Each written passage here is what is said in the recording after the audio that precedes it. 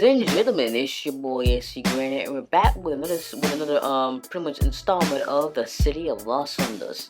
Well. So you may be wondering what this episode's gonna be all about. Well, to give you a long story short, well, it turns out that as I was trying to continue pretty much keep an eye on the city, I've noticed that the autosave file for this particular build of the latest file was actually corrupted, and that leads me to pretty much what I want to talk about was how the PlayStation 5's save data settings work, not just for this game but for my other games. What's the fact is that it was kind of a downgrade compared to what I can do with the PS4 in terms of save data settings. But without further ado, let's try to throw ourselves in the first person view like I did in the last episode and give you a little bit of a taste of how you say, a little story of what led up to me to this conclusion, like this overall conclusion on how I this whole autosave is corrupted kind of thing. Well, the fact it just happened right after I uploaded recorded the footage for the last two videos, that it says that the save file was corrupted. But soon after I started recording videos for this video, the autosave just fixed itself. And I'm not the only one. This has actually been an ongoing thing for quite a while for the remastered version. I don't think this was never a problem on the PS4 version of the game, but I can confirm that this has been, once again, no game is perfect. You can already understand that. So here's how it goes down when it comes to, and I fix myself back to first person mode. There we go. Put myself back and put myself back to first mode. So one of the things about it was that when the game originally launched for consoles, it did not have this feature where you can actually play as NPC vehicles or even citizens or even some of the animals. But it was one of the best things. It's like you basically created your own open world map to basically free roam around with, even though it's basically an unfinished city.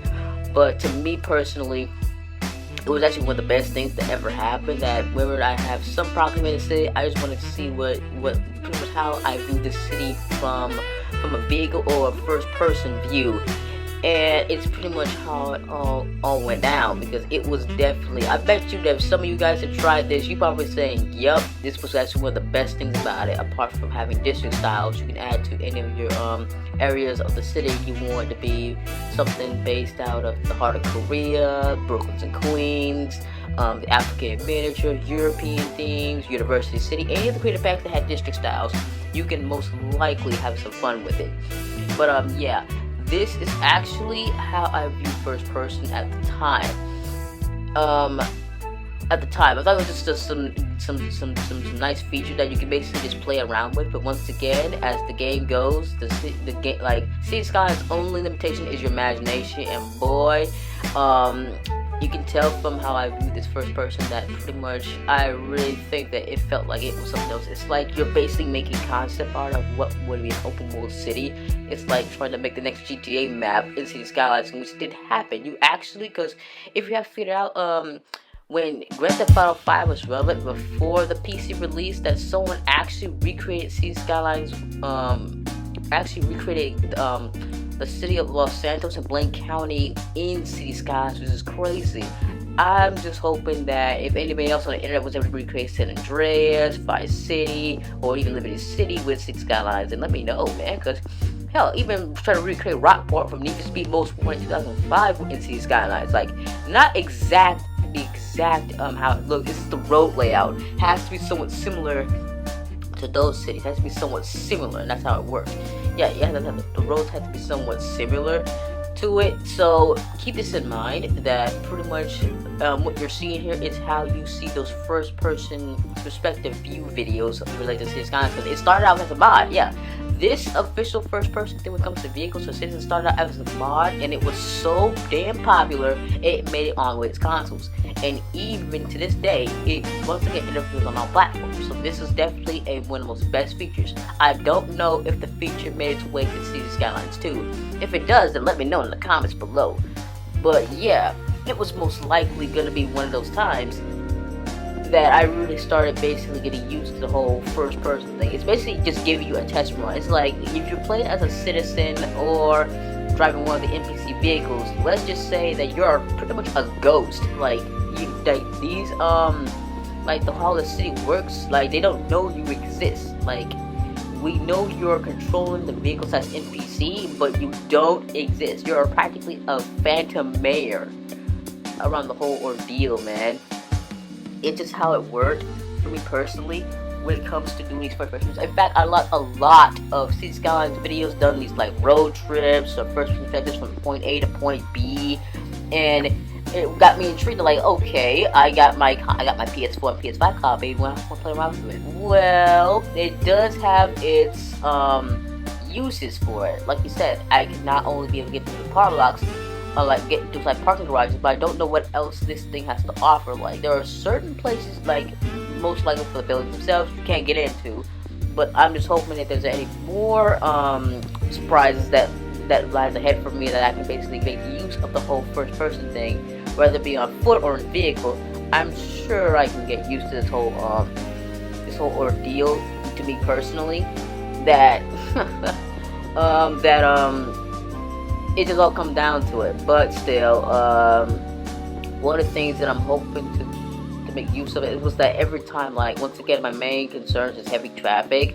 So I'm gonna have to basically come down, because when you remember, after I did my 4th episode in the city of Los Angeles, I had to change maps because once again, I'm trying to fix the heavy traffic, but it just only made things worse. Every time we want to try to make good progress, there'll be something that'll come back to bite you in the ass.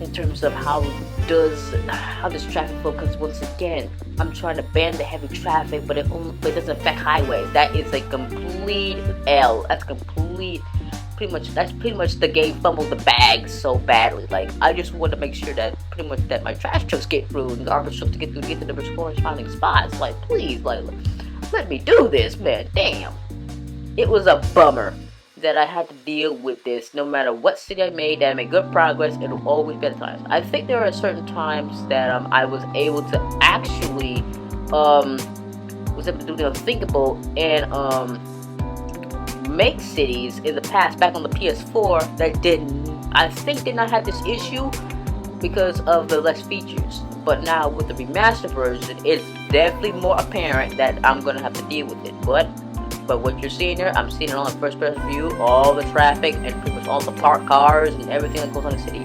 including, and you guessed it, there are civilians walking. But if you don't see any like civilians walking in heavy populated areas, because there are places that have yet to get filled with people, and I'm hoping that by the time I would most likely figure out how I'm gonna do this, it's gonna take a lot out of me to get used to. Now that I have full access to the remastered version of the game, I'm gonna try, because I remember in one of my previous series, I almost reached 50,000 people as a population, and oh wait, there's one by literally 50,000 population, and boy, the problems persisted, man. So once again, you try to balance things out. That's the whole point. It's balance, because if it's not balanced, you're gonna be into a heap of trouble.